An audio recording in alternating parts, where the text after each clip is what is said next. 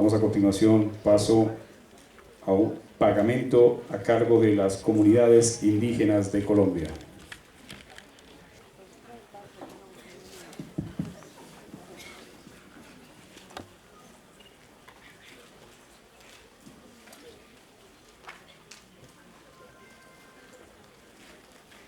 Pagapu Kaiwaka.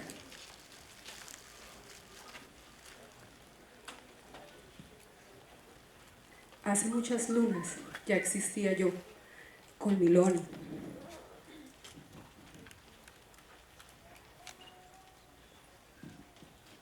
Mi loni, mi bonete y quimbas de fique usaba yo. El tiempo, Chiricho Juan, todo lo cambia, pero los sueños y los anhelos no. Tormentosas luchas del pasado que aún persisten por la defensa de lo que soy. India de pura raza, les viene a decir hoy que en este territorio de incontables dioses, leyendas, las nuestras son Ima la madre tierra, Nanyano a la madre de agua, Ita el padre sol. También les quiero decir que hijos de ese ancestro en el Tolima, todos son. Gracias. Ahora inicio un pagamento.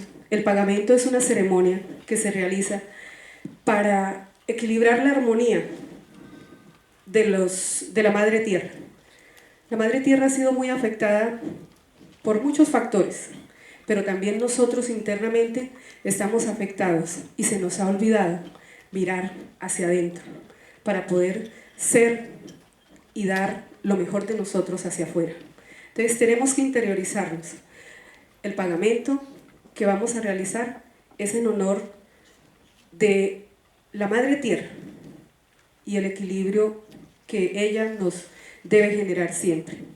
Invito a las autoridades, al gobernador de la comunidad de Natagaima, del Espinal, de Collaima, a la autoridad del Baupés para que nos acompañen y dar inicio al pagamento.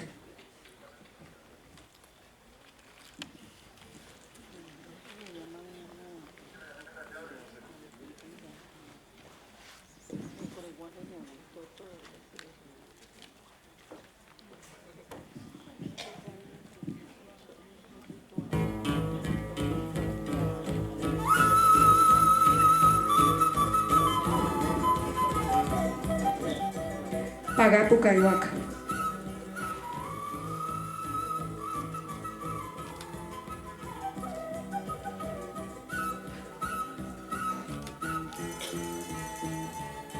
Nanyano,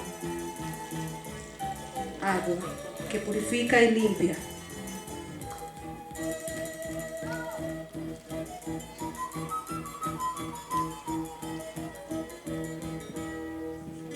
Semillas de nuestra Madre Tierra.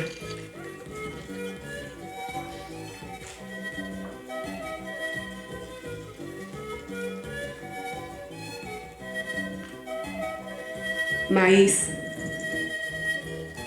semilla criolla, sin transgénicos.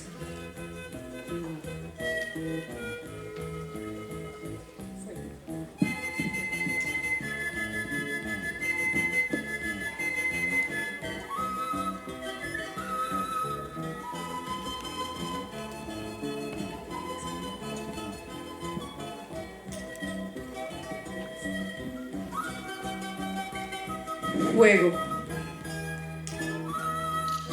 que limpia, que purifica.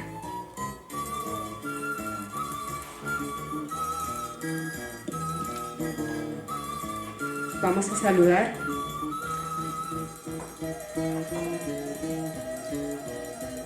Los 4 polos de nuestra tierra.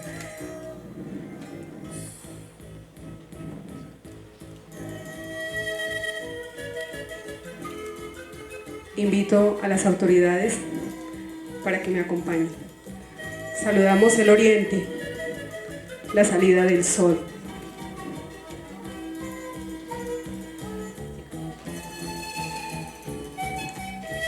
Saludamos el sur, donde oscurece la luna.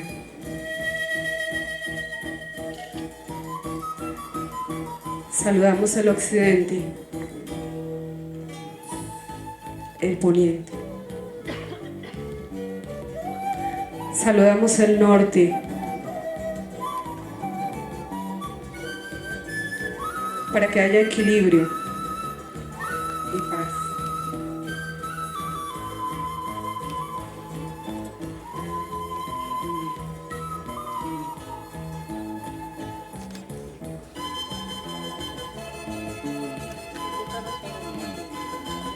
Pagapo Kaiwaka, Yuk, Nanyanua, Iwanasca, Avechuco.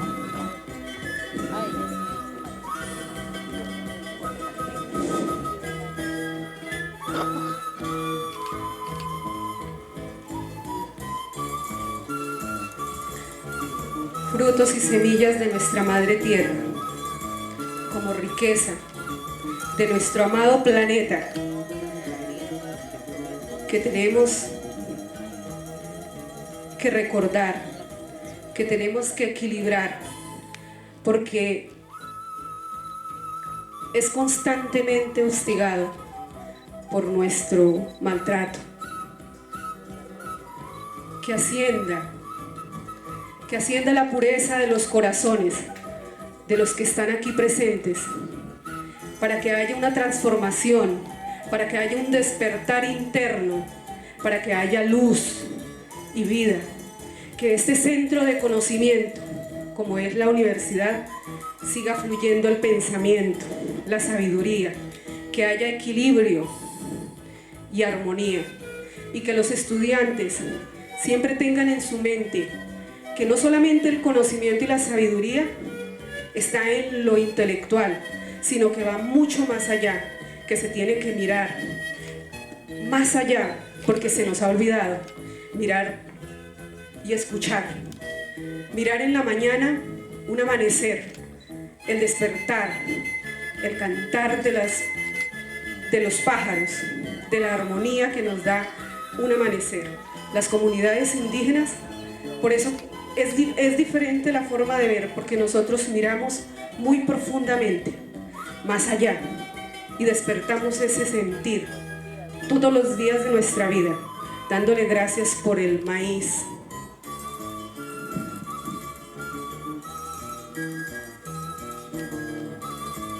Hoy, con estas semillas criollas, naturales de nuestro territorio en el sur del Tolima,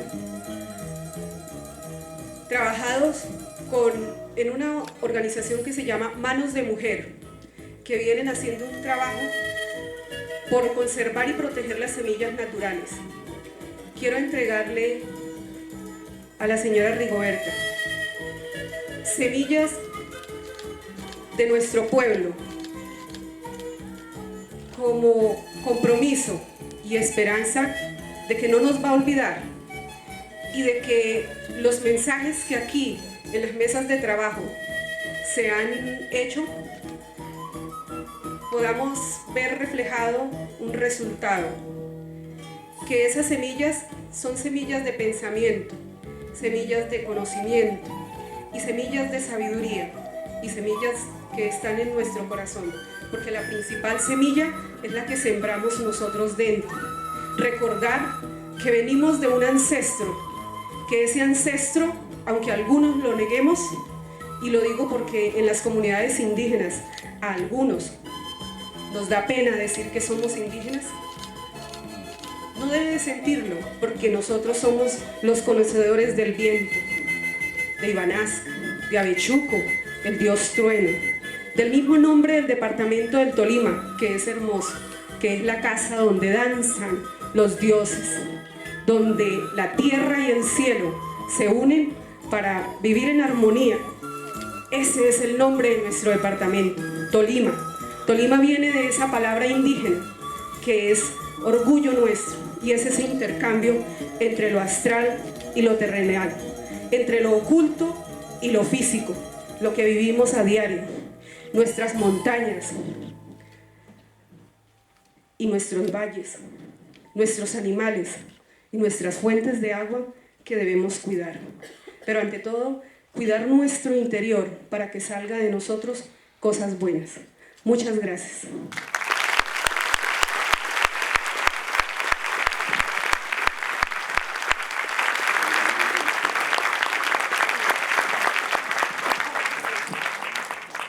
Quiero en este momento hacerles una reflexión en referencia a lo que decía aquí mi compañera indígena, a referencia del Muan. El Muan Cancanoa, el nombre completo es el Muan Cancanoa.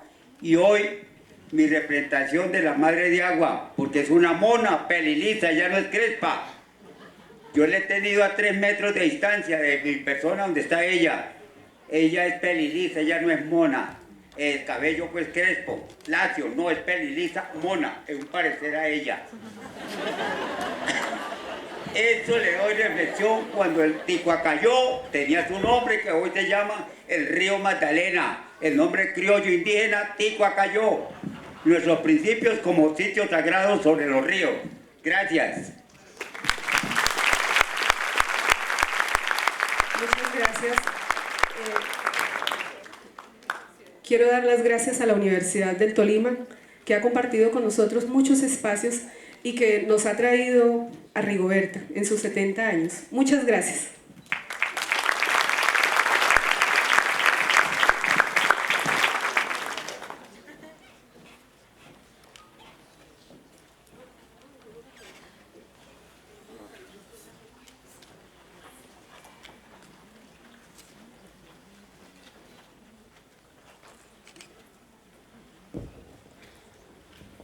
De nuevo, para dar las gracias a la comunidad indígena por esta presentación. La doctora Rigoberta Menchú Tum, Premio Nobel de Paz 1982, fundadora y presidenta vitalicia de la Fundación Rigoberta Menchú Tum. Mujer maya quiché, nació en la aldea Lactimey, San Miguel Uspatán. El quiché, sus padres, fueron el señor Vicente Menchú Pérez y la señora Juana Tum Cotoja, destacada dirigente y lideresa social, que desde temprana edad se involucró en iniciativas sociales y en la reivindicación de los derechos de las mujeres. Ha sido protagonista de las luchas en los movimientos sociales en los años 80 y 90, particularmente en la defensa y denuncia de las graves violaciones a los derechos humanos de los pueblos indígenas. Encabezó la campaña continental de los 500 años de resistencia. Ha contribuido en promover el respeto de los derechos humanos con varias organizaciones nacionales e internacionales. Asimismo, ha tenido una trayectoria extraordinaria en los procesos de diálogo de paz en la región.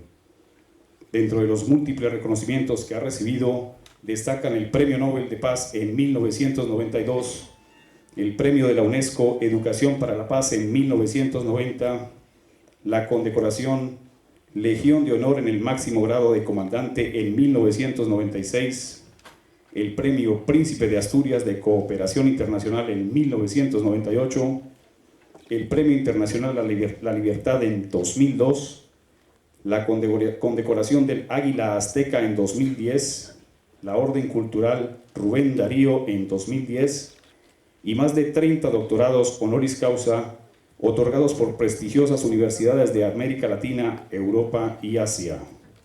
Con el Premio Nobel de la Paz, constituyó la Fundación Rigoberta Menchú Tum, de la cual es presidenta vitalicia, que ha sido en estos 22 años su plataforma de trabajo a nivel nacional e internacional. Como Premio Nobel de la Paz, ha sido la voz de los pueblos indígenas en escenarios internacionales con el apoyo de líderes y lideresas de los pueblos indígenas de América Latina. Promovió la Organización de las Naciones Unidas, la proclamación del Año Internacional y la declaratoria de los decenios de los pueblos indígenas. Asimismo, ha trabajado incansablemente en beneficio de las mujeres y de los jóvenes. Es miembro fundadora de la Iniciativa de Mujeres Premio Nobel de Paz, miembro activo de la Fundación Peace Jam, miembro fundadora y secretaria general de las Relaciones Internacionales del Movimiento Político WINAC, miembro fundadora y del Consejo Directivo Nacional y la Asociación Política de Mujeres Mayas de Guatemala, MOLOG, e investigadora extraordinaria y titular de la Cátedra Rigoberta Menchú Tum en la Universidad Nacional Autónoma de México, UNAM. Ha escrito 7 libros infantiles en los que promueve las enseñanzas ancestrales de los pueblos indígenas. También libros sobre la cultura de paz, incluyendo su libro testimonial Me llamo Rigoberta Menchú y así me nació la conciencia. A continuación, daremos paso a la doctora Stephanie Andrade Porras, que dará una contextualización sobre el plan de trabajo.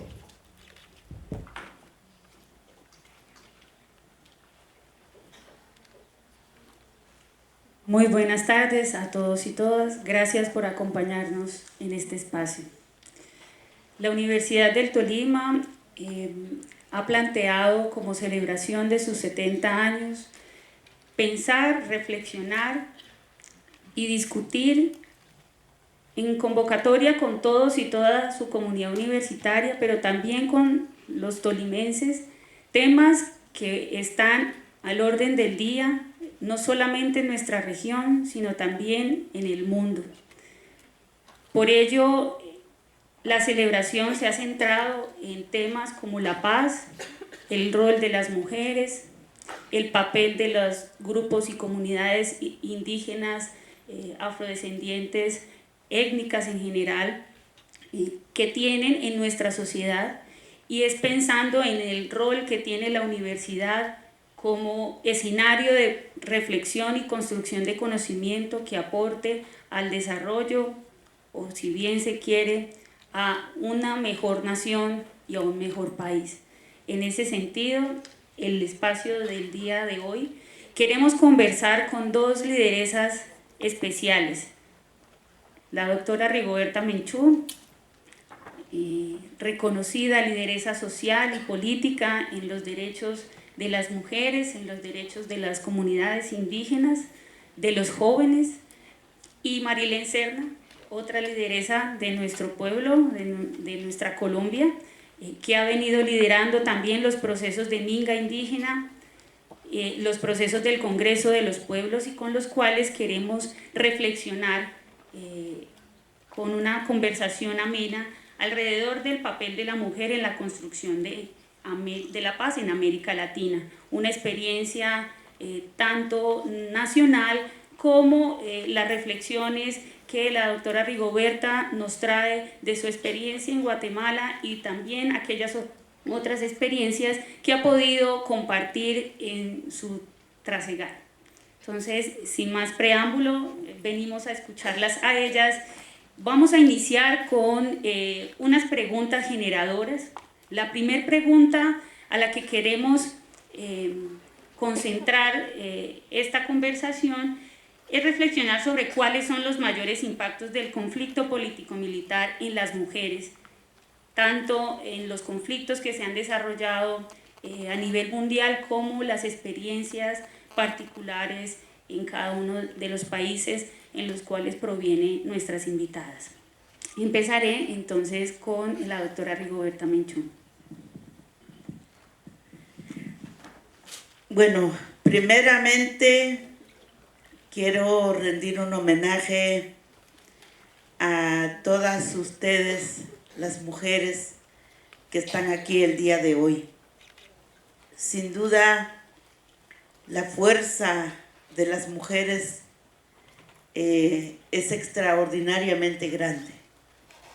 Y no vamos a terminar hoy para quizá compartir algunas ideas, porque yo parto del hecho de que cada una de nosotras tenemos una ciencia cargando de manera permanente, y donde nosotras tenemos conocimientos y tenemos sabiduría, y solamente a veces tenemos que escarbar un poquito para ver dónde está nuestra memoria de sabiduría, y por lo tanto la podemos usar cuando sea necesario, y también para poder dosificar su utilización.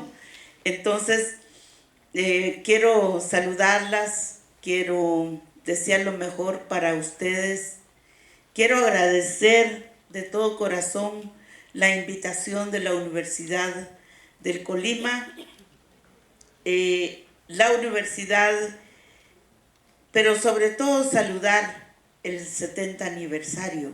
Son 70 años que seguramente ha sido de muchas vicisitudes, de muchas ilusiones, de muchos sueños, y que muchos de ellos pues han sido realidad en la vida de miles de gente, ¿verdad?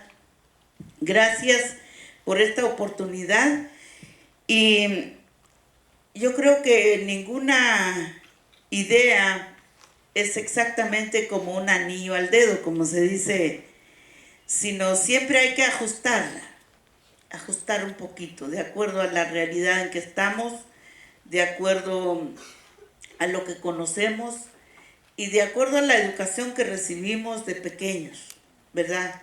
De chiquititos, pues tenemos un conjunto de valores que realmente nos hace posible trascender cuando tomamos una decisión de trascender. Y trascender en lo que nos gusta, ¿verdad? Porque no es cierto que las mujeres todo lo hacemos a la fuerza, ¿verdad? Hay momentos que hacemos las cosas porque nos encanta, porque nos gusta, porque nos entra por los ojos, porque nos entra por la pasión, porque nos interesa, ¿verdad? Más allá de cualquier carrera y especialización del conocimiento que tengamos. ¿Qué es lo que afecta a las mujeres los conflictos? Bueno, en primer lugar, han de ser de tal manera lo que afecta a las mujeres que ninguna mujer ha iniciado un conflicto armado. Al menos que ustedes tengan algún conocimiento de uno, pero ninguna mujer inició una guerra entre naciones, entre pueblos, entre sociedades, entre civilizaciones. A pesar de que de verdad las mujeres también en muchas partes de la historia lo protagonizamos como una decisión matriarcal, ¿verdad? Hay muchas civilizaciones ancestrales donde se destaca el rol de las mujeres en el liderazgo de un sistema o el liderazgo de una sociedad. Pero ninguno de ellos, de estas guerras contemporáneas, aparece una mujer que inició una guerra brutal y que implementó el genocidio y que implementó la tortura y el horror. No quiero decir que no haya mujeres que participen en la tortura, seguramente que sí, sobre todo en los últimos tiempos en América Latina, ¿verdad? Pero está claro que las circunstancias lo hacen posible, pero no para que creara una política de criminalidad, ¿verdad? Entonces, eso nos da orgullo a las mujeres en general y eso nos da un cheque en blanco, digamos, para que nosotros nos volvamos constructores de paz, porque tenemos una solvencia moral, una solvencia histórica. Yo he visto mucho comportamiento diverso, pero la mayor cantidad de acción de la mujer en los conflictos armados está movido por su corazón y está movido también por su temor.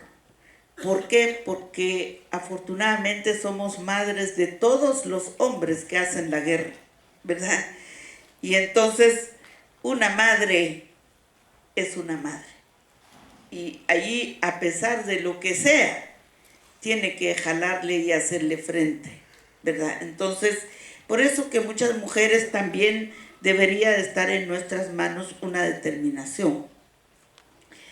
Yo no puedo teorizar la participación de las mujeres si no tengo unos ejemplos muy claros. Yo generalizar, no. Desde la Conferencia Mundial de Beijing, no, más bien desde la conferencia, el primer decenio de los pueblos indígenas, de las mujeres en Kenia, en 1985, que fue la primera conferencia de mujeres mundiales en las que yo participé. Desde aquel entonces entendí que no es la mujer, sino las mujeres. Somos diversas en todas nuestras experiencias, culturas, conocimientos, una riqueza extraordinaria. Entonces, no digo la mujer, sino las mujeres, y por lo tanto, las mujeres tenemos que ver experiencias muy concretas. Nosotras, las que conozco de Guatemala, las que trabajamos juntas, como Rosalina Tuyuk, como Otilia Lush, como Helen Mack, incluso como Ninette Montenegro, como muchas otras mujeres, pero también como Juana Tum, como doña Fabiana Huchoy, muchas mujeres con quien hemos crecido juntas, es porque tenemos un objetivo común. Y ese objetivo común nos ha llevado en las buenas y en las malas. Y nos ha tocado recibir palo juntas. Yo siempre digo, critíqueme, écheme reta, porque miro atrás y veo a ellas. Ellas también son responsables y que les caiga también, ¿verdad? Y de tal manera que nunca hemos actuado solas. Yo creo que es importante esto. No actuamos solas, actuamos juntas. Ahora, no con todas las mujeres se puede hacer eso, ¿verdad? Hay otros grupos que también no les gusta lo que hacemos y también actúan juntas, ¿verdad? Entonces, nuestra maña de trabajar juntas es muy importante, y lo más importante es llegar a la madurez en que coincidimos. ¿Qué afecta? Pues, ¿qué voy a decir yo si una madre, aunque sea una intelectual, empresaria, como Alay de Fopa en Guatemala, que sus hijos se fueron unos a la guerrilla, otros en otro lado, y todos ellos fueron asesinados, incluyendo a ella, fue torturada, una gran poetisa, empresaria de clase alta, como se dice, y finalmente terminó siendo la subversiva y le llevó la muerte bajo la tortura. Entonces, hasta esos extremos, pues es muy difícil teorizar estos logros de mujeres. Lo que yo sé es que hemos avanzado mucho. Antes, pues no nos daban derecho al voto, dicen que nos sentimos orgullosas de votar. No, yo no tan orgullosa me siento, porque de verdad no solo es eso, sino depende del sistema por lo que estamos atravesando. Yo les felicito más bien su trabajo, su organización, y a mí no me gustan las preguntas, no sé, alguna experiencia me encanta contar, pero ya dar consejos para todos, pues de verdad sería como no sentirme parte de las energías que siento en esta sala. Aquí confluyen de todo. De verdad, si yo hiciera un examen de cada uno, me doy cuenta que son tantas las energías que me siento intimidada por ustedes, ¿verdad? Y eso significa que está bien, que estamos evaporando esa fuerza que tenemos adentro, y nada más que menos somos custodia de la ADN de la humanidad. Pero allí lo tenemos millones de años, entonces, ¿qué puedo yo decirles a ustedes más que saber que ustedes tienen un gran conocimiento encerrado en su propia experiencia? Marilyn. Muy buenas tardes para todos y para todas. Un abrazo fraterno. Yo soy de una comunidad campesina del departamento del Cauca, del municipio de Cajibío, desplazada desde hace mucho tiempo de esa comunidad. Como aquí se ha dicho, hacemos parte del proceso de construcción de la Minga de resistencia social y comunitaria, pero desde mucho antes en todas las luchas campesinas, indígenas, afrodescendientes y urbanas, inicialmente desde el departamento del Cauca. Hoy estamos en la vocería del Congreso de los Pueblos y en la Mesa Única Nacional de la Cumbre Agraria. Y esta experiencia de participación y de trabajo con la comunidad, con las comunidades, pues nos ha dado la posibilidad de recorrer caminos y de estar en escenarios importantes como este escenario de los 70 años de la Universidad del Tolima. Muchas gracias por la invitación.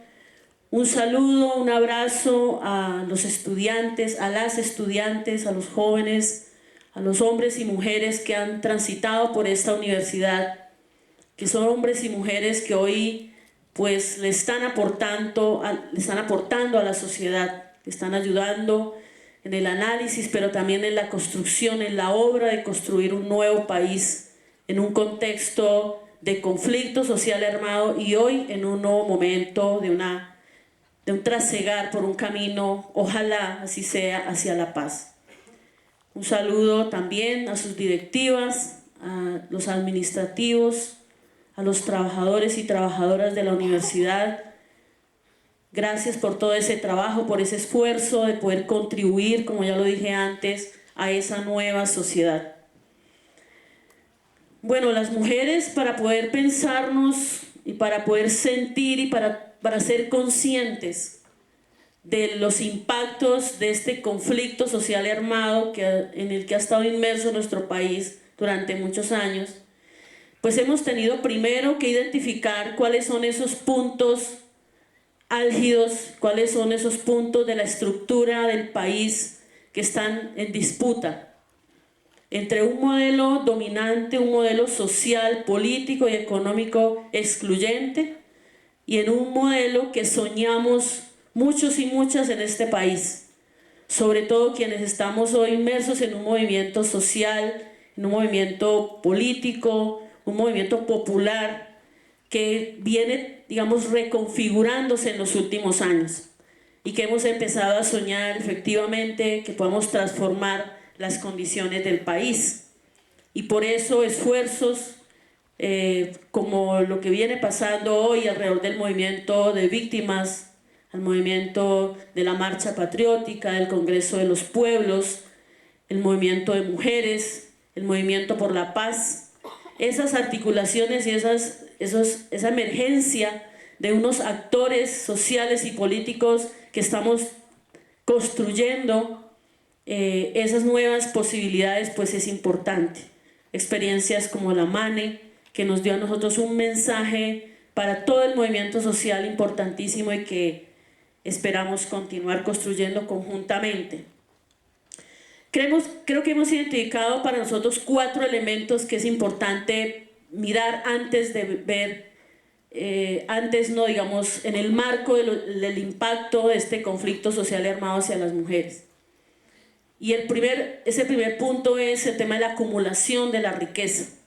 Digamos, un país muy rico, un país con grandes potencialidades, pero también un país con una clase dominante, con un poder político y económico acumulado.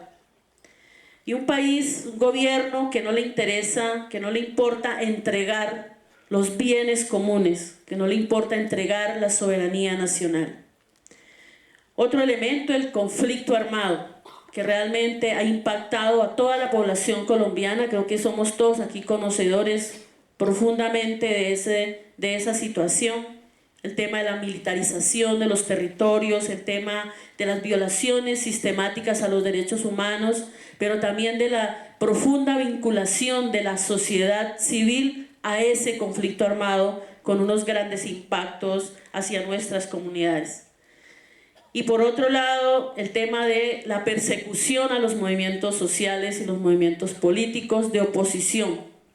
Cómo realmente se vienen configurando ideas de construir un nuevo modelo, pero que realmente estas expresiones han sido perseguidas, judicializadas, y nosotros no podemos ser ajenos a esa situación. Ya con respecto al tema de las mujeres, creo que son muchos los impactos que este conflicto social y armado ha trasegado hacia nosotras, pero quisiera mencionar solamente algunos.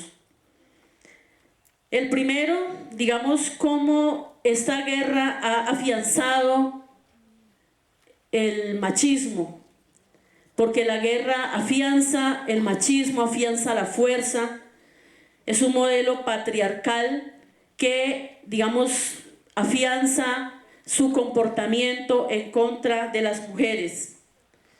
El tema también del despojo de la tierra. Las mujeres, digamos, la gran mayoría de las mujeres no somos propietarias de la tierra. Pero además de eso, el tema del despojo territorial, el tema del desplazamiento forzado, profundiza la pobreza y profundiza esa marginación. Y por otro lado también el tema de que las mujeres hemos sido trofeos de guerra entre los actores armados, como el control territorial, el control de la autoridad, el control colectivo se hace también a través del control y la manipulación del cuerpo y el pensamiento de las mujeres.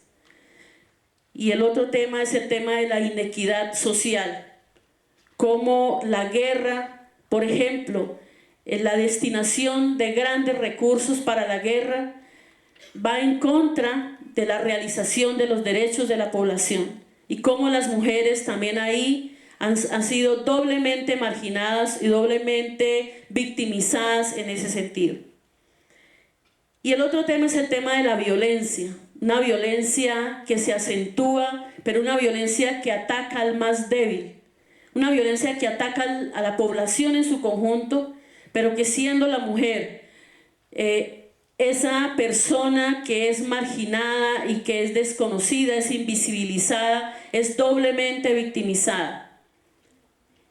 Digamos, eso ha tenido grandes impactos. Yo mencionaría como esos impactos así de manera general, digamos que este conflicto armado, este conflicto social ha traído hacia las mujeres de los distintos territorios en el país. Bueno.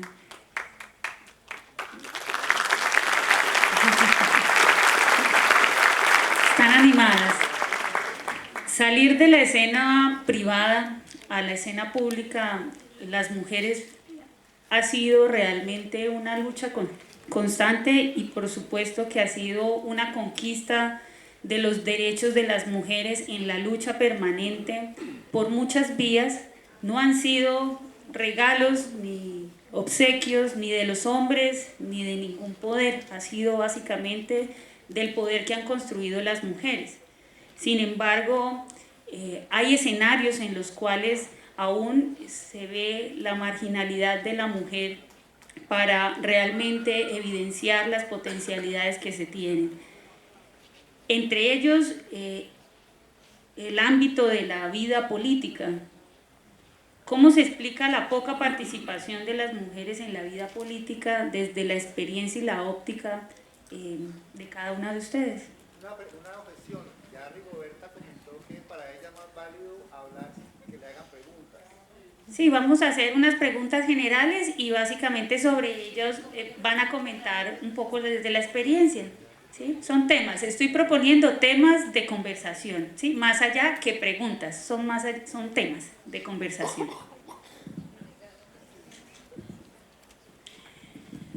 Bueno, yo creo que hay algunos principios que debemos no perder de vista. Uno es que hombre y mujer somos complementarios. La complementariedad. Somos duales.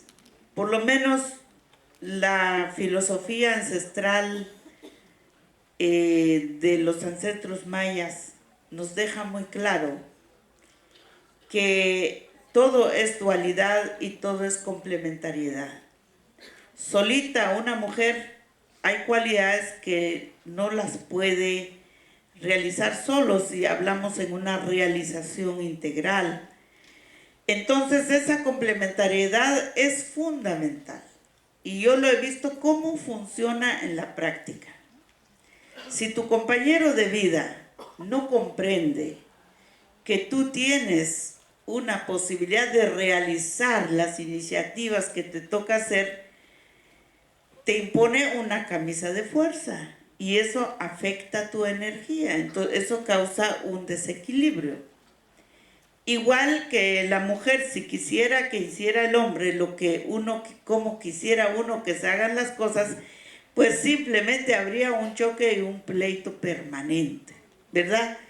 Porque definitivamente el punto de vista de una mujer y de un hombre son complementarios. Entonces, empecemos por la dualidad y la complementariedad. Cada organización que hacemos, pues tomemos en cuenta esa parte. Cada propuesta que hacemos, tomemos en cuenta esa parte. Si queremos reeducar el mundo, que ha sido machista y que ha sido en buena medida impuesto y ideado por los hombres, entonces no tenemos que ser hombres para hacerlo, sino más bien busquemos las partes que podemos reconstruir, digamos, reedificar. Y eso se va a reflejar en nuestros planteamientos. Y si en los planteamientos, los principios, las plataformas que tenemos, tomando en cuenta que la mayoría de ustedes son lideresas, los que están aquí en esta sala son lideresas, ya conocen cuántos millones de pobres hay en Colombia, ya conocen cuánta desnutrición hay, quién maneja el dinero en este país, ¿verdad? ¿Dónde están los empresarios más ricos y dónde están los pobres más pobres? ¿Verdad? Ya tienen esa conciencia. Entonces, lo que nos toca ahorita es hacer una agenda. A mí me encanta empezar a visualizar dónde está la agenda. Y en esa agenda tiene que tener equidad étnico. Si ustedes hacen una experiencia de equidad étnico, se van a dar cuenta que Colombia es pluriétnico, ¿verdad? Si hacen una experiencia de equidad generacional, se van a dar cuenta cuánta fortaleza existe en la sociedad desde el punto de vista generacional. Y si quieren hacer una equidad en una filosofía de equidad de participación, se dan cuenta que el liderazgo no necesariamente es la persona que más habla, sino posiblemente cada uno tiene una contribución. Entonces se va construyendo esa perspectiva. Desafortunadamente lo hacemos cuando somos víctimas. Cuando a mí me secuestraron a mi esposo, también a usted, también a usted. Entonces ya nos juntamos los que tenemos un motivo común. Pero si hacemos en un plan de desarrollo integral, es muy importante porque entonces vamos transformando. Vayamos por los partidos políticos. Si yo quiero que el partido político represente la equidad étnica, la equidad generacional, la equidad género, hombre y mujer, la complementariedad, vamos a ver que vamos a encontrar los rollos más difíciles. Y por eso vamos a tener una bandera de lucha muy importante. Pero para eso se necesita, por supuesto, algunas otras condiciones.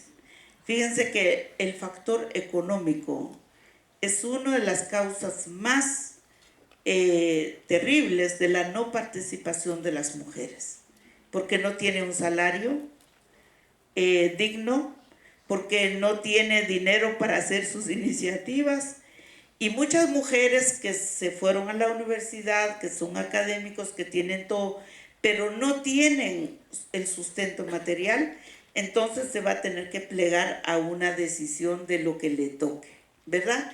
Entonces, por eso es que no es casual que las políticas públicas no hacen énfasis sobre algo que pueda equilibrar la participación de las mujeres. Y igualmente en materia de justicia, muchas mujeres son abogadas, pero no hacen un pluralismo jurídico, o sea, no hacen una diferencia entre el esquema jurídico que aprendieron, que es absolutamente diseñado para hombres, y repiten. Por ejemplo, en Guatemala, si hay una mujer violada y va a un tribunal, tienen que pedir la juez o el juez, no importa hombre o mujer, el que imparte la justicia, le tiene que pedir una prueba de que si de verdad fue violada, ¿verdad? Prácticamente tendría que obligar a que la violan otra vez para que haya testigos que la violó, ¿verdad? Y entonces ese tipo de esquemas es nefasto. Pero, ¿y por qué las mujeres que imparten justicia no se les ocurre decir, miren señores, un tipo de justicia así yo no lo imparto, yo busco otros elementos, busco criterio para que, sin romper toda la normatividad, pero incorporar nueva doctrina jurídica? Entonces, allí hay un rol muy importante práctico que hacer. Entonces, en el tema de la mediación de los conflictos armados, si la mujer no es comandante del movimiento guerrillero, ¿cómo van a querer ustedes que va a estar una mujer en la mesa de negociación? ¿Verdad?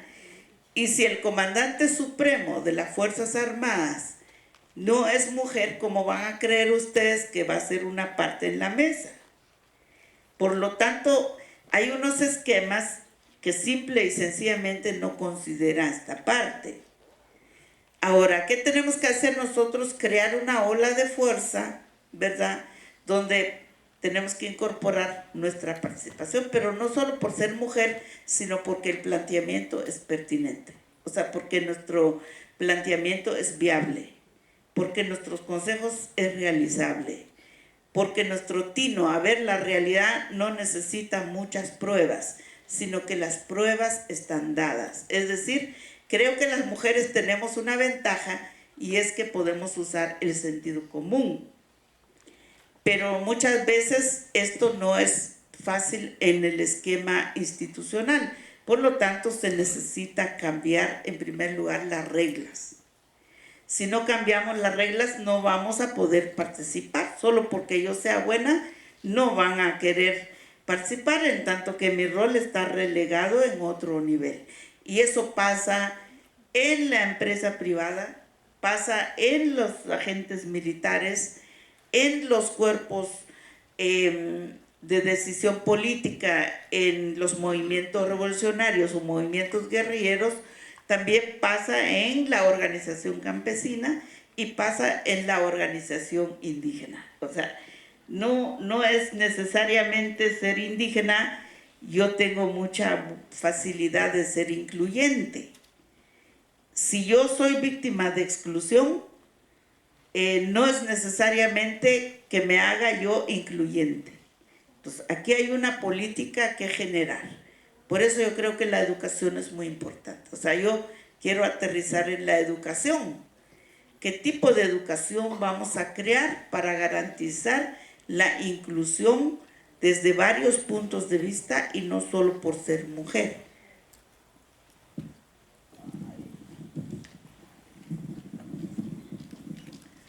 Yo pienso que la participación de las mujeres, digamos, en instancias de poder, en instancias de alto nivel, es poca todavía.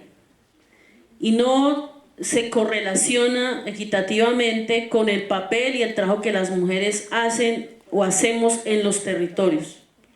La inmensa mayoría de las organizaciones campesinas, indígenas, afros, urbanas, están conformadas por mujeres.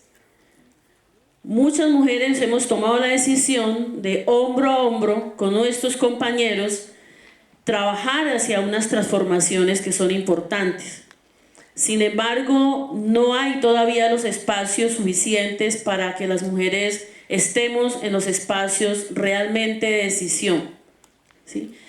Y bueno, en nuestro país tiene que ver con los impactos del conflicto armado, pero también tiene que ver con que el modelo político que tenemos es un modelo que no facilita ni siquiera la participación de las mujeres, no permite la participación de la gran mayoría del pueblo colombiano. Y creo que el modelo colombiano no es un modelo distinto a los modelos de América Latina. Si bien hay unas experiencias en unos países que están andando, que están transitando hacia unos cambios importantes, cambios a nivel legislativo, pero también cambios a nivel de comportamiento político, no podemos decir que en América Latina hay ya gobiernos alternativos, ¿sí? Y es posible que donde hayan esos avances en países que están haciendo ese tránsito, la situación de las políticas públicas a favor de las mujeres sean un poco más favorables que en el caso de nuestro país. En el caso nuestro, pensar que haya un cambio en la legislación, que hayan unas políticas públicas que realmente favorezcan la participación y la inclusión de las mujeres, todavía es difícil. Y por eso es que se plantea la lucha institucional, ¿sí? Pero también la lucha social. Cómo realmente nosotras, como mujeres, vamos configurando organizaciones de mujeres fuertes, a su vez movimientos de mujeres capaces de movilizar y capaces de poner en la agenda pública y en el debate público los problemas que como mujeres tenemos. Y nos falta mucha fuerza realmente para plantear eso. Por ejemplo, alrededor del tema de la paz. Yo creo que todas las mujeres colombianas reclamamos un espacio en la construcción de paz.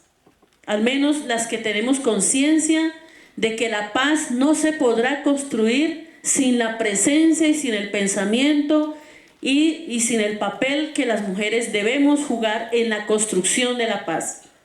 Más allá de una mesa de negociaciones o las mesas de negociación. En este momento se habla de que hay una mesa de negociación con unos avances importantes. Hay una mesa que está en constitución, que se dice que está avanzando en la mesa con el Ejército de Liberación Nacional, ¿cierto? Pero en ninguna de estas experiencias de negociación las mujeres están jugando un papel importante como víctimas del conflicto, pero como ciudadanas colombianas que requieren unos cambios para realmente pensar en una paz con justicia social. Ese papel protagónico, ese espacio en ese ejercicio de negociación de la paz, pues habrá que ganarlo con la fuerza de la participación, la fuerza de la movilización, ¿sí? Por eso, independientemente de que estemos o no al frente de un actor armado, o seamos parte de un actor armado, las mujeres reclamamos un papel protagónico, un espacio en la mesa para poner nuestras propuestas, para que esas luchas históricas que hemos dado, para que esos planes de vida que hemos construido en nuestros territorios, en nuestras organizaciones, sean parte de esa agenda de la paz. Y la agenda de la paz no es solamente la agenda de la mesa de negociación. La agenda de la paz es las reivindicaciones, son las propuestas políticas que hemos construido a través de la organización y la movilización. Entonces, realmente la no presencia de las mujeres en esas instancias de gobierno, de decisión, de construcción de política, tiene que ver con el sistema político que tenemos, que es excluyente, pero tiene que ver también que las mujeres no hemos podido consolidar una fuerza social, una fuerza organizativa capaz de abrir esos espacios para llegar a esos espacios de poder.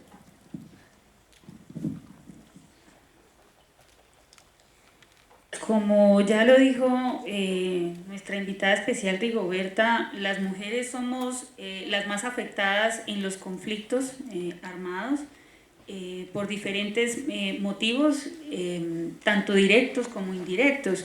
Y hay procesos a nivel nacional que se han desarrollado en los cuales algunas organizaciones indígenas han planteado que no quieren parir más hijos para la guerra. ¿Cómo pensar en un país diferente, en un mundo diferente, en el cual se habla de paz, se habla de la reconstrucción del tejido social, pero la mentalidad aún, como ya lo han planteado nuestras invitadas, es el elemento, digamos, que hay que cambiar? ¿Qué estrategias hemos conocido y podemos implementar para cambiar desde la mentalidad y construir realmente cultura de paz? Bueno, Yo creo que hay que fortalecer el liderazgo de las mujeres. Si aquí, si en una región hay un liderazgo visible, conquistada a lo largo de muchos años de participación de las mujeres, es muy importante reconocer ese liderazgo. Porque si no reconocen tu trabajo, ¿cómo vas a contribuir a lo que están haciendo los demás, ¿verdad? Entonces, tenemos que aprender entre mujeres, porque las mujeres podemos hacer mucho en ese sentido, de compartir nuestros escenarios. Si yo ya soy una mujer que me conocen un poquito, me jalo otros 5 conmigo para que ya nos conozcan 5, nos conozcan 10, nos conozcan 20. Y vamos siendo una ola de participación de mujeres, reconociendo el liderazgo de las mujeres, tomando en cuenta esa equidad étnica, equidad género y equidad generacional, ¿verdad? No exclusivo de mujeres, pero sí un énfasis sobre la equidad género, porque esa es una deuda histórica que está con nosotros. Reconocer el liderazgo de mujeres es muy importante. Luego que esas mujeres liderazgos reconocidas por nuestro pueblo, por nuestra sociedad, que no van a ser solamente así, sino nace porque nosotros las promovemos. Yo recuerdo mucho nosotras en Guatemala, donde poníamos a una compañera y decir, apoyen a la compañera, adelante. Y se volvía una lideresa la compañera. ¿Por qué? Porque todas nosotros le damos confianza ante los demás. O sea, son prácticas que yo creo que hoy necesitamos mucho. Luego, fortalecer ese liderazgo. Para fortalecer ese liderazgo se necesita una dosis de humildad de esas compañeras que ya tienen una tarima. Si esas compañeras media vez que están sentadas en la silla ya no quieren compartir la silla, ha sido un fracaso de nuestros esfuerzos. Pero si esas compañeras tienen gratitud, tienen reconocimiento, tienen humildad, seguramente podemos plantear a través de estos esfuerzos la coherencia. No podemos estar criticando el sectarismo de nuestros compañeros cuando nosotras somos más sectarias, ¿verdad? Hay ciertas conductas del que nosotras mismas las tenemos que prohibir en nuestra actuar. Yo siempre digo, las mujeres dicen que somos víctimas de la exclusión, pero cuando voy en un evento de mujeres resulta que todas ellas solo de un sector. ¿Y dónde están los estudiantes? Ah, no, aquí no cuentan ellas. ¿Y dónde están las mujeres indígenas? No, no están. Sí, nosotras somos incluyentes, pero no lo demostramos en la práctica. Yo creo que es muy importante que la agenda teórica sea muy bien planteada, bien articulada.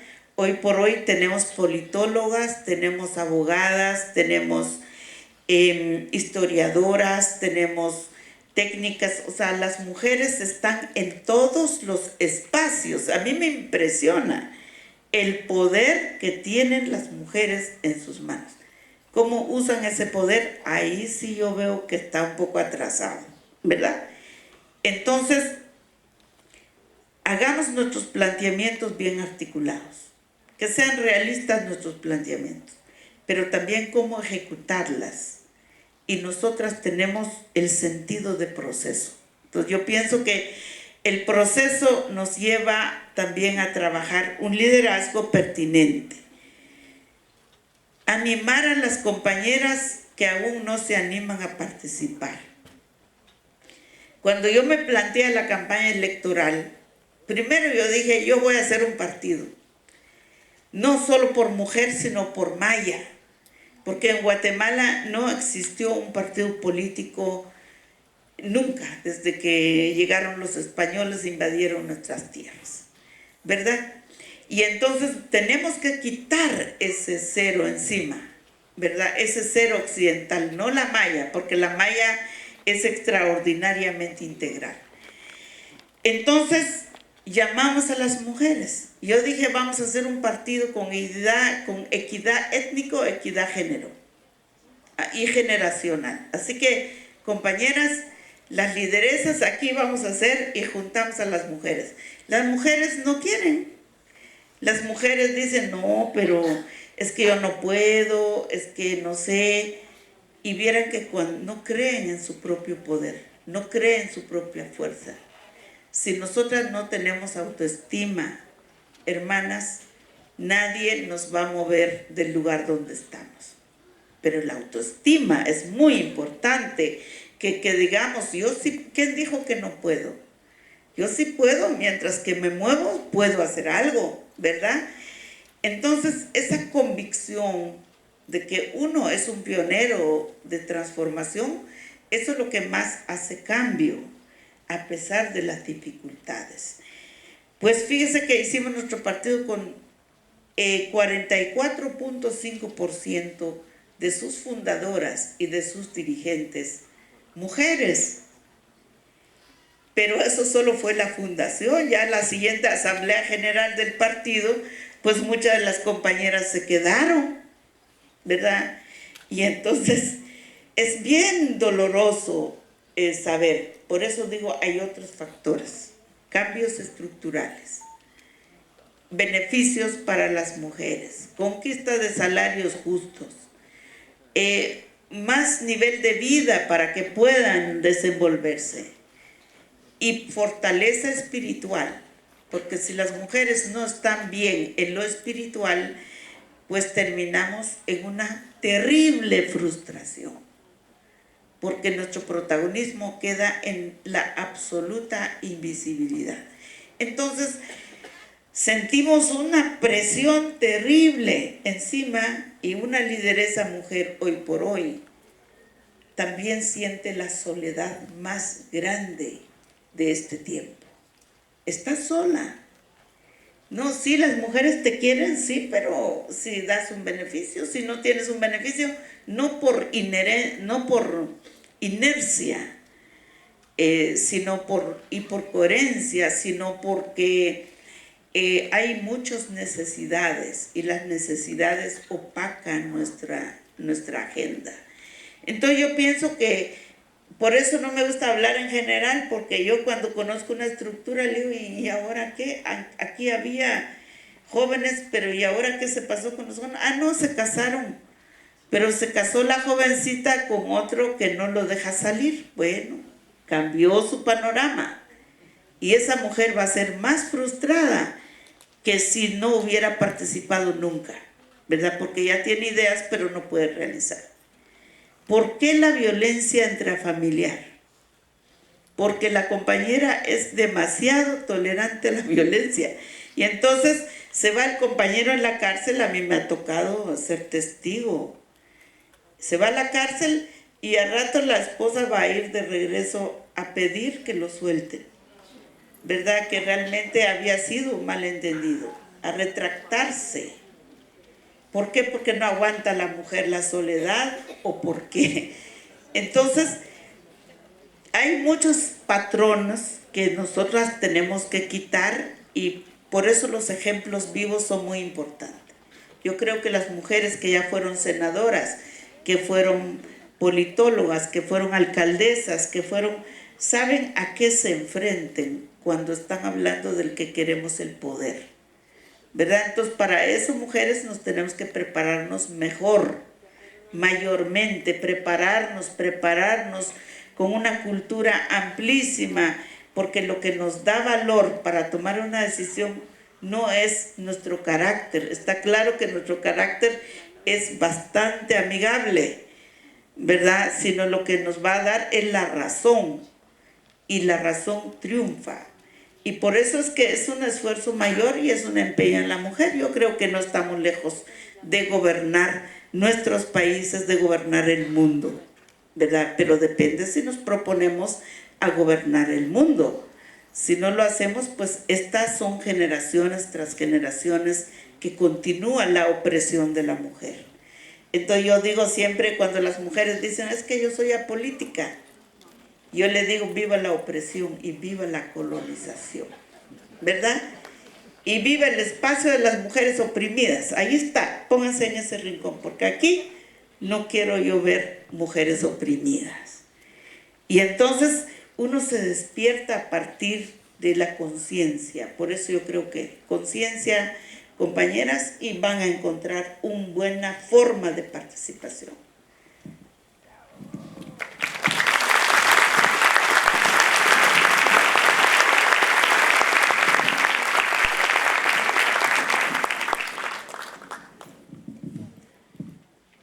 Bueno, dos escenarios. Un escenario de la lucha social y un escenario de lo que nosotros hemos llamado la disputa institucional. Digamos, en esta idea de la construcción de la paz, que es un poco como el planteamiento. Pienso también que se hace necesario que como mujeres construyamos un pensamiento propio, que tengamos una lectura de la situación, de la realidad, desde nuestra perspectiva, sabiendo que la lucha es por unas condiciones de vida mejores en general, con una lucha específica por unas condiciones para las mujeres. Y ese pensamiento propio nos tiene que llevar a la autonomía para un compromiso realmente con una transformación. Y el otro elemento que ya se ha hablado aquí también es el elemento del autorreconocimiento, de cómo nosotras construimos en la diversidad, pero construimos también en la complementariedad. Digamos, no es posible transformar un país, no es posible construir la paz sin que realmente todos y todas aportemos, pero reconociendo y valorando el aporte que cada uno y cada una hace. Creo que se hace necesario que las mujeres nos pensemos claramente y tengamos muy claro y muy definido nuestras apuestas para un cambio social. O sea, ¿qué es lo que queremos cambiar? ¿Qué es lo que hemos venido haciendo en cada uno de nuestros territorios que se tiene que constituir en una lucha mucho más amplia, en una lucha por un país, incluso la lucha por una América Latina? Tenemos que tener mucha claridad para dónde vamos. Y eso tiene que ver con nuestra identidad. O sea, ¿qué es lo que queremos? ¿Cuáles son nuestras raíces? Pero también, ¿cuál es nuestro futuro? Creo que se ha mencionado aquí el tema de la agenda, el tema de cuáles son esas apuestas de manera muy construidas colectivamente a partir del consenso, a partir de la construcción colectiva. Y eso sería lo que nos llevaría a nosotros realmente a hacer unas propuestas, a hacer unos ejercicios de movilización y de poder abrir los escenarios de interlocución con el gobierno, con el Estado. No es posible pensar que nosotros podemos hacer esos cambios si no entramos en esa disputa, en ese escenario realmente, como decimos nosotros aquí en Colombia, del tira y encoge del gobierno y los movimientos sociales. Tenemos la experiencia de la cumbre agraria, tenemos un pliego único nacional, tenemos una mesa única nacional, hicimos una movilización única, paralela en todo el país, pero realmente la verdadera disputa está cuando llegamos a esos escenarios de interlocución, cuando hay unos intereses muy concretos, muy claros, cuando hay dos proyectos políticos que se enfrentan. El modelo político acumulativo de la riqueza y el poder, digamos, y el modelo que quiere una mejor condición de vida para más personas y para más gente. Digamos, ¿cuál es la fuerza que tenemos para llegar a esos escenarios? Y por otro lado, cómo también desde los movimientos sociales, los movimientos de mujeres, nosotros somos capaces de hablarle a la sociedad. Hoy los movimientos sociales, si bien estamos en un proceso de querer fortalecer, de querer ser más articulados, realmente no hemos tenido la capacidad de hablarle a la sociedad. Por ejemplo, en el tema de la paz, no hemos podido contrarrestar la idea de paz que el gobierno tiene, y es la paz de la desmovilización, es la idea de negociar un conflicto armado cuando el conflicto social, la situación económica del país está intacta, cuando se van a firmar unos acuerdos y las multinacionales van a poder entrar con toda la fuerza y toda la tranquilidad para despojar los territorios de la riqueza. Y esa paz no es la paz que queremos. Nosotros queremos una paz distinta, pero no hemos podido entregarle un mensaje al país, un mensaje a la sociedad, que la paz va mucho más allá de un tema de conflicto armado. Entonces ahí tenemos nosotros también grandes retos.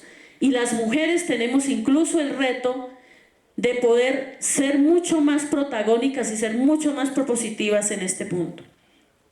A nivel de la lucha institucional, con todos los debates que hay alrededor de este tema, sí creemos que la institucionalidad debe estar al servicio de la defensa de los derechos de las mayorías.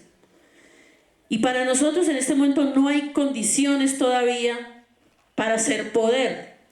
Es un problema de poder. Podemos ocupar espacios de gobierno, pero ¿realmente podemos tener el poder?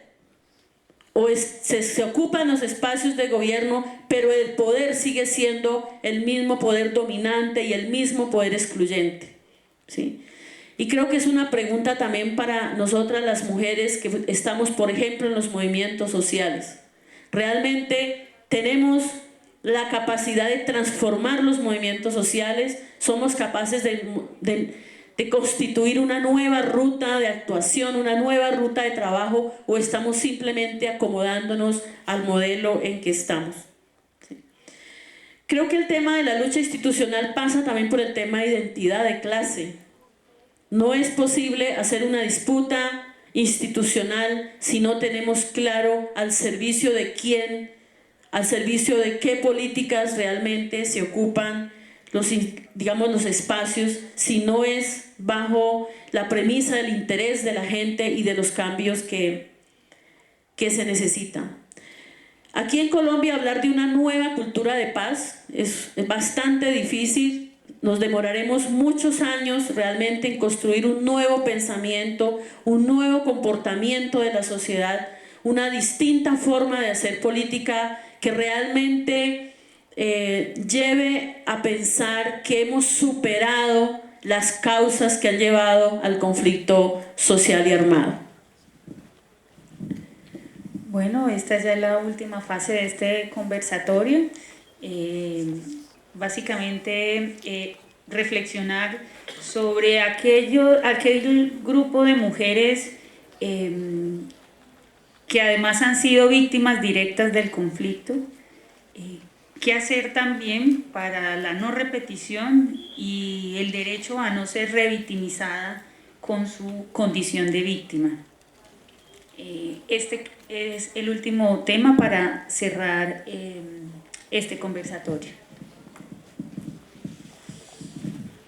Y yo creo que la comercialización de la mujer ha sido brutal y que ha generado incluso muchos padecimientos, entre los cuales pues la propia mujer se ha ocupado en un conjunto de tareas que ya no tendría que tener, pero como así lo exige el sistema, y por lo tanto eso lo hace. Por ejemplo, yo tengo un poco de experiencia en ser figura pública. Una gran amiga mexicana, extraordinaria mujer en la política, le pregunté: fíjate, Beatriz, que yo voy a ser candidata. Y se me queda viendo y me dice: mire, tienes dos caminos. O bajas de la alfombra roja, o te subís para alcanzar la alfombra roja. Si pensás que mejor venís de la alfombra roja, ponete a hacer ejercicio, baja un par de kilos, ¿verdad? y tenés que hacer un poco de operación porque así como te ves, no te van a aceptar. Pero si querés caminar de aquí para acá, hace caminos, ¿verdad? Y para hacer camino se lo lleva uno la gran fregada. Y yo opté por hacer camino y creo que esa es una opción que tienen las mujeres pudientes, digamos, porque muchos de ustedes tienen una profesión, tienen quizá una empresa, tienen una inquietud política, tienen una experiencia política. O sea, yo normalmente no pienso que la mujer de verdad no tenga la posibilidad de ese liderazgo. Se ocupa uno en muchos estereotipos. ¿Qué dirá la gente? Yo hacía antes eso. ¿Qué dirán si yo voy a hacer esto? ¿Qué dirán? Y estuve mucho tiempo pendiente del qué dirá. Y ahora me arrepiento porque muchas veces perdí tiempo esperando en el qué dirán los demás. Y yo digo, yo hago esto por mi pueblo y al final yo veo, ¿y dónde está mi pueblo? Mi pueblo está muy feliz, contento, pero no necesariamente piensa mi pueblo que lo que hago es útil para ellos. Es decir, hay ciertas convicciones que tenemos y que no las cotejamos realmente con el andar diario cotidiano. Entonces, ¿cómo ser pragmáticos? A eso voy. ¿Cómo ser un poco más pragmático para que no nos encerremos en una convicción de un ideal y de una utopía? No quiero decir que no tengan utopía. Qué lindo que tengan utopía de que algún día todas las mujeres del planeta sean libres, no sean colonizadas, no sean esclavizadas, no sean... Qué lindo es eso. Pero mucho más lindo ver a 10, 15 mujeres liberadas porque ya no estamos, yo no seré sola, sino habremos un poco más, ¿verdad? Entonces, ¿cómo medir los tiempos? Es muy importante. Eso se puede hacer mediante un tanque de pensamiento, como le digo yo a las compañeras. Pensemos qué es lo que nos lleva más rápido, qué es lo que podemos trabajar aquí sin caer en la perversidad. La perversidad de la política es impresionante. Entonces, ser víctima no solamente porque te torturaron, te violaron, sino la victimización también es ideológico, también es espiritual, también son conceptos que uno carga, también es idealización. O sea, hay varios puntos que son elementos que podríamos ver que con que la mujer se victimiza, lo victimizan o se complace en victimizarse, ¿verdad? Porque eso también hay. Lo que es grave es lo que afecta la crisis que vive una mujer a las generaciones, empezando por sus propios hijos. Y aquí voy donde la parte víctima de las mujeres en áreas de conflicto.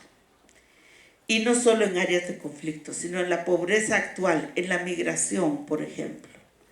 Que la mujer es madre, es padre, es abuela, es la única núcleo familiar que quedó.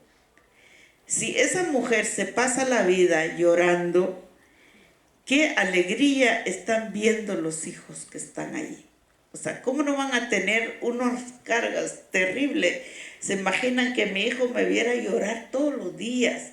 Llorar y llorar, pues estaría creando un ser humano, saber con qué sentimientos.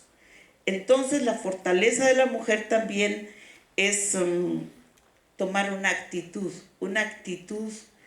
de principios, de valores, sin ser hipócrita, porque todas las mujeres somos más sensibles en general. Entonces yo siento que pensar, crear, diseñar, para que lo que hagamos realmente, si ese es lo que hago, yo tengo convicción que esto sirve para algo. Si no sirve para algo, pues entonces busco otro espacio donde sirve más lo que estoy haciendo. O sea, eso no casarse con un solo espacio. Yo creo que las mujeres, de hecho, nos han creado un montón de estereotipos, igual que a los pueblos indígenas. igual que a los discapacitados. Yo no veo ninguna diferencia entre cómo se victimiza a las mujeres, cómo se victimiza a los pueblos indígenas, cómo se victimiza a los discapacitados y cómo se victimizan las mujeres. O sea, es igual, simplemente cambian los actores. Eso quiere decir que hay unos prototipos de antivalores que se ha impregnado en nuestra sociedad. Yo sí creo que también el pobre, solo medirlo en una condición económica, estamos equivocados. Porque la pobreza espiritual de otros que tienen millonadas de dinero es demasiado grande, que son más miserables que cualquier otra pobreza material. Entonces, ¿a dónde voy? Es que nuestra lucha no debe ser solo economicista o solo materialista, sino tratemos de que nuestra lucha también sea la salud integral de la mujer. La salud integral pasa por la condición mental que yo me creo para que me sienta bien y luego que pueda hacer bien lo que me propongo hacer y luego pues que a los demás sean muy valiosos para mí y luego pues tener una mente más abierta para recibir múltiples ideas, propuestas, experiencias y luego pues que me vuelvo yo un, ¿cómo le llaman ahorita? Un coach, ¿cómo le llaman? Un coach, ¿verdad? Un asesor de varias cosas, ¿verdad? Un entrenador de varias cosas. Pero eso se hace cuando uno está en una fortaleza espiritual, ¿verdad?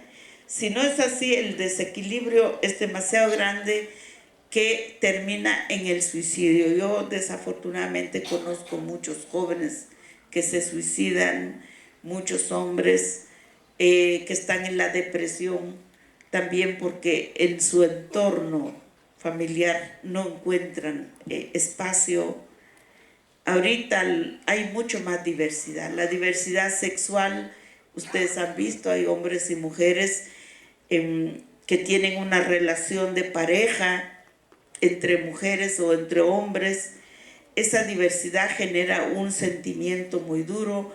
Entonces, resulta que yo soy muy incluyente cuando se trata de mis derechos, pero cuando se trata del derecho de los otros que no me gusta, ahí sí no soy incluyente. O sea, esos parámetros están en todos lados. ¿Qué tenemos que hacer para la paz? Pues la paz es cultura, la paz es educación, la paz es armonía, la paz es resolver los problemas mediante un razonamiento colectivo, es crear los mecanismos para un diálogo permanente, es hacer una agenda común que nos permita dar algunos resultados. Y yo creo que para que no equivoquemos, porque si no dejamos la paz en manos de un grupo de gente, lo que nos pasó en Guatemala. La paz era entre dos partes, la guerrilla, el gobierno y el ejército. Cuando fallecieron los representantes más importantes de la guerrilla que firmó la paz, esa paz que habíamos firmado se quedó sin cabeza, ¿verdad? Se quedó sin referencia y va pues al archivo. Entonces, no, la paz no es una declaración, ¿verdad? Es un sistema que permanentemente nos toca desafiar. Por eso yo sí creo que aquí coincidimos todos que la lucha por la paz es una lucha estructural. Son estructuras en decadencia. Hay decadencia institucional, hay decadencia social. Ustedes ven que en los pueblos ahorita hay más violencia entre los pueblos, en un metro, en un bus, en un lugar, en un supermercado, en cualquier lado hay más porque hay decadencia global. Entonces, si entendemos todo eso, vamos a fortalecer una agenda de cara a esa realidad, ¿verdad? Pero bueno, aquí podemos hablar horas y horas de los consejos, pero yo me voy a rato a mi hotel, ¿verdad? Y mañana me voy a mi país y voy a ver qué problemas están amontonados en mi oficina.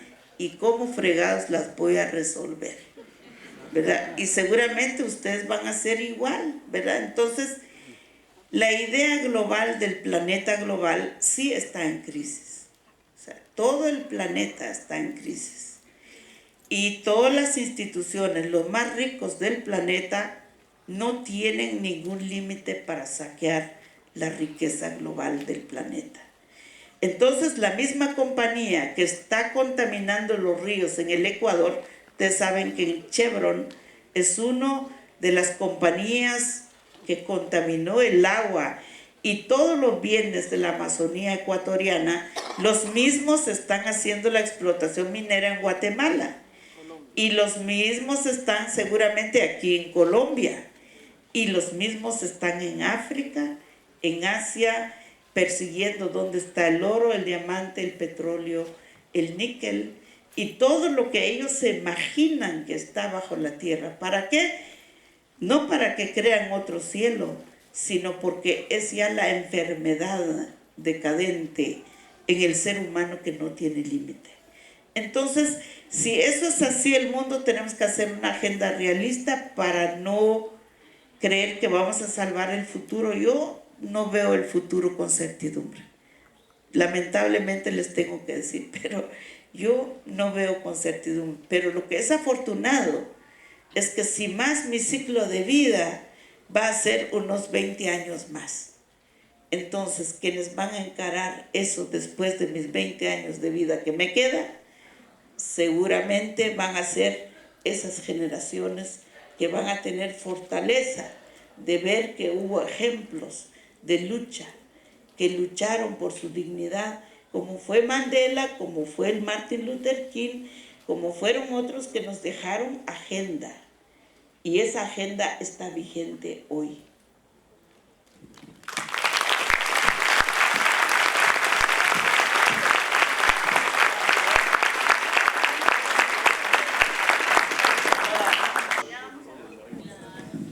Bueno, creo que hablar de no repetición y de no revictimización en nuestro contexto colombiano es muy complicado, es muy difícil.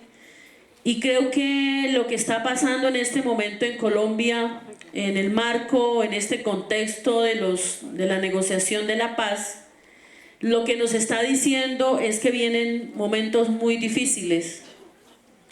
Vienen momentos de agudización de la violencia, ¿sí? Que ya no es una violencia solo entre actores armados, sino que va a ser una violencia muy ligada hacia la población. No sé si todos aquí hemos escuchado lo que se viene profundizando a nivel de violaciones a los derechos humanos, de todo el tema de la persecución de los movimientos sociales, que realmente nos deja pensar que el camino que tenemos hacia transitar a un momento de paz en Colombia es un camino bastante largo y bastante complicado, ¿sí? Y creo que estamos, digamos, reflexionando sobre cómo hemos abordado como organizaciones, como movimientos, como pueblo colombiano, cómo hemos asumido este momento de la historia de Colombia. Y creo que falta mayor empoderamiento, mayor participación y mayor ser conscientes de que se necesita una participación real del pueblo colombiano en la construcción de la paz. Que no podemos seguir pensando que la paz se va a construir si hay unos actores que hoy están en una mesa de negociación. Seguramente habrán otros actores que están negociando, pero también cuál es la implicación y cuál es nuestro compromiso cuando el conflicto ha golpeado al grueso del pueblo colombiano y no solamente a los actores armados. Creo que sí es importante pensarnos seriamente, y es una reflexión, una propuesta que tenemos, y es cómo pensar el tema de la participación en la construcción de la paz. En un posterior momento a un acuerdo o a unos acuerdos, a una firma de unos acuerdos, cuando viene hacia la población colombiana lo acordado entre unos actores que hoy están en la mesa. O sea, ¿qué pensamos? ¿Cuál es nuestro aporte? ¿Y qué escenario vamos a generar hacia la sociedad que hoy piensa que con lo que está pasando en La Habana es suficiente para alcanzar la paz? Nosotros no creemos que eso sea suficiente, creemos que es una fase, es un momento de la paz, pero no es todo el camino de la paz.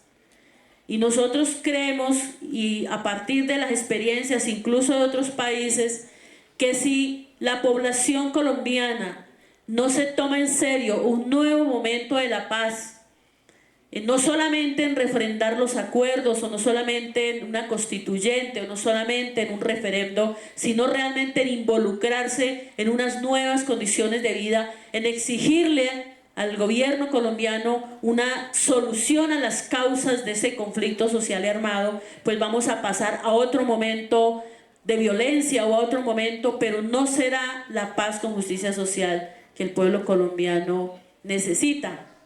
Entonces, creo que pensar en garantías de no repetición y no revictimización significa tomar el destino en nuestras manos. Significa pensar que la paz tiene que ser parte de nuestra apuesta y tiene que ser parte de nuestra construcción.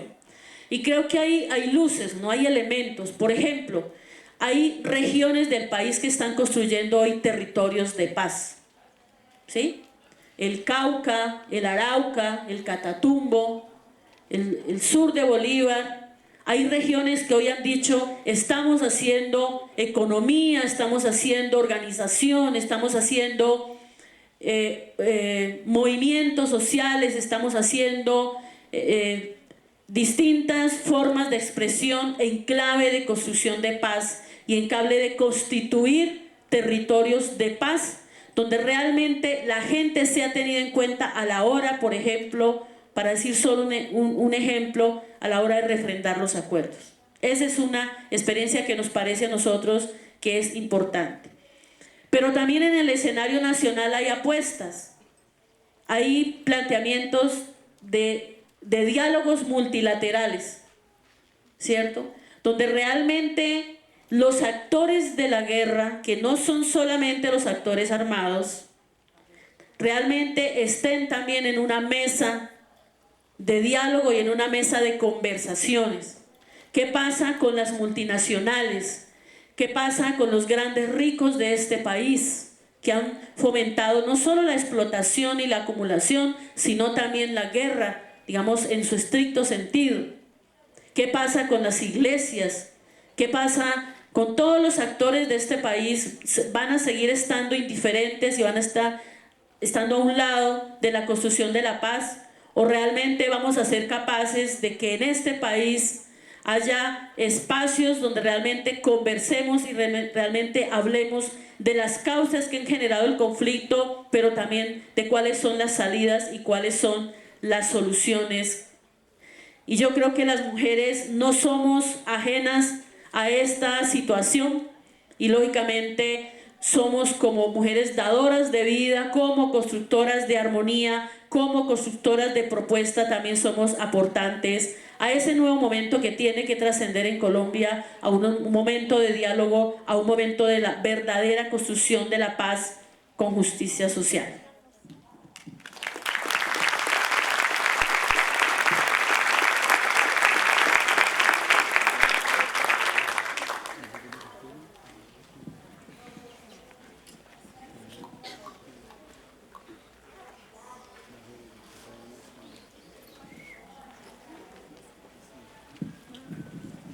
Bueno, agradecemos mucho la participación, la asistencia.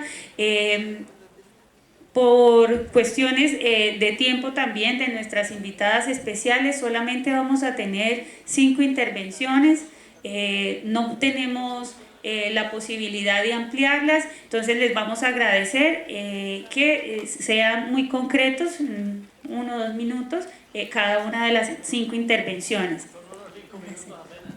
No nos alcanza el tiempo, discúlpenos, es que la agenda la agenda también de las personas también ya está establecida. Para que el mundo sepa qué es lo que está pasando aquí en Colombia. ¿Quiénes son los asesinos de nuestro Bueno, hijo? ¿quién más va a intervenir? Tú eres el uno. ¿Quién más va a intervenir? Muchas gracias. Que arranque.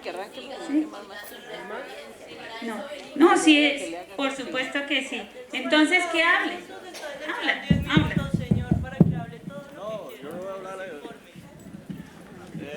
Yo me llamo Raúl Antonio Carvajal, padre del suboficial del ejército Raúl Antonio Carvajal Londoño, asesinado el 8 de octubre del 2006. Fue sacado del batallón Ricaurte de Bucaramanga. Fue sacado en un helicóptero, llevado a una trocha, fue asesinado. Le sacaron los restos, le sacaron un pedazo por donde le entró el proyectil, otro pedazo para que no se supiera.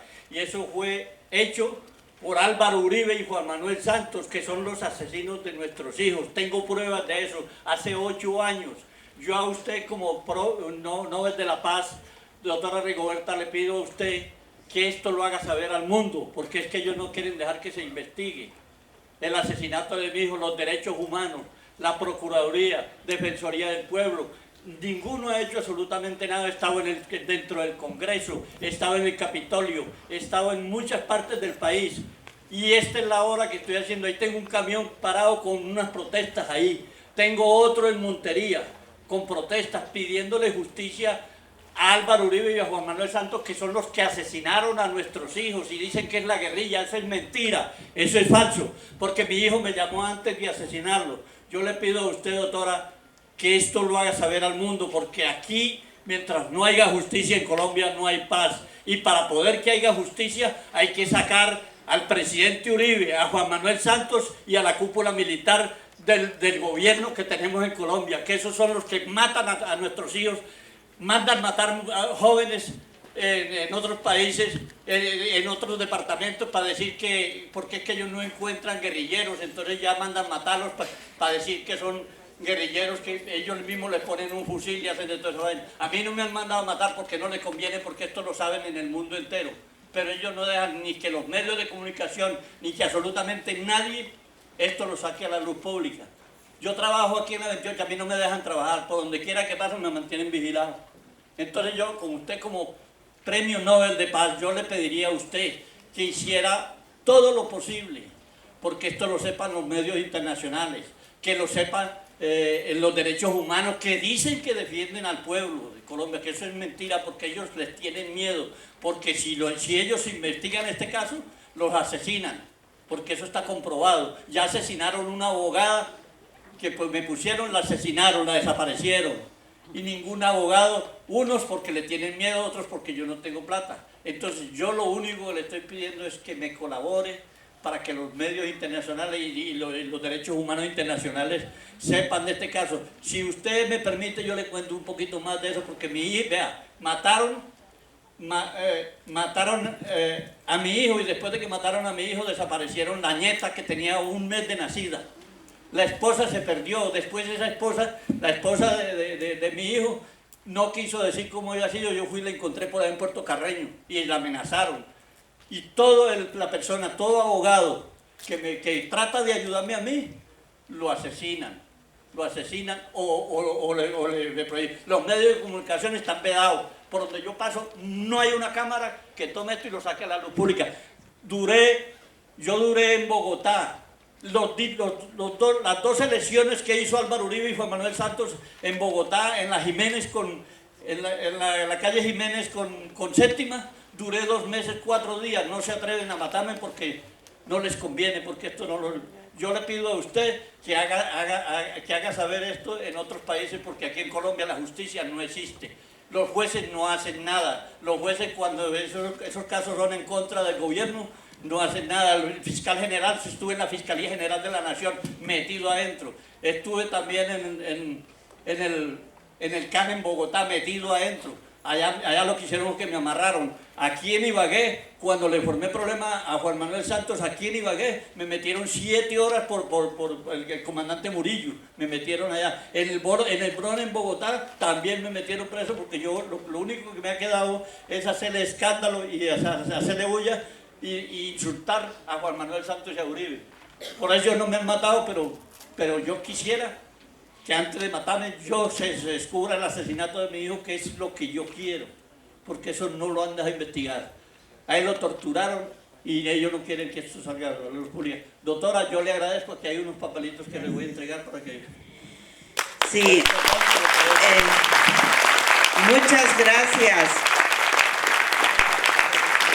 Muchas gracias. Eso lo que se llama la verdad legítima. Si cada uno de nosotros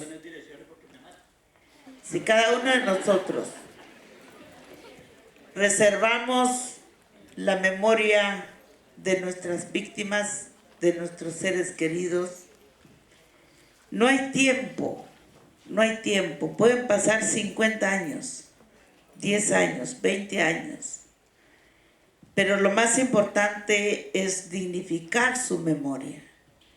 Y por eso es que en los acuerdos de paz no puede confundirse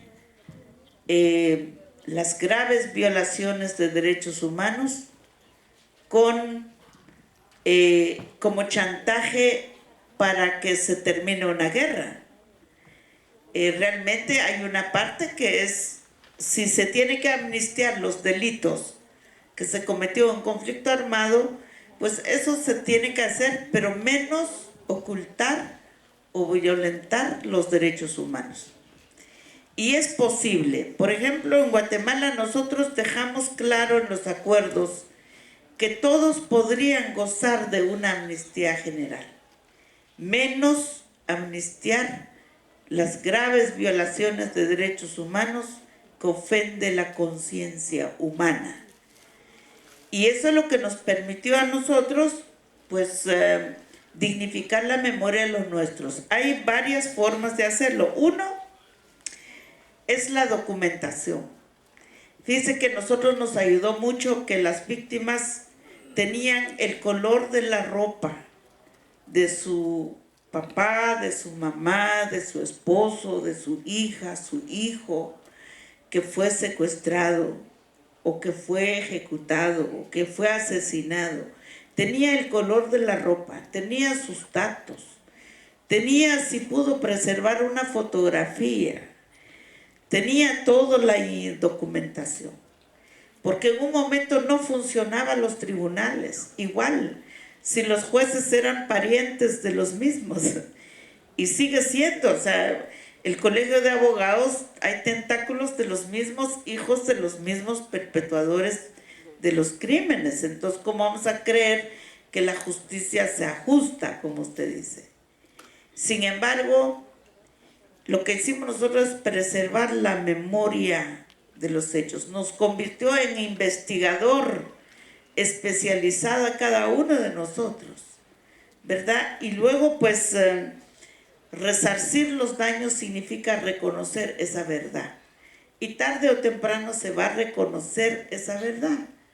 Estoy segura que pasen los tiempos, pero cuando son crímenes que atentan contra la dignidad de una persona y la dignidad humana, seguramente tarde o temprano esa verdad tiene que ser reconocido por los demás. O sea, no puede uno quedarse con su dolor.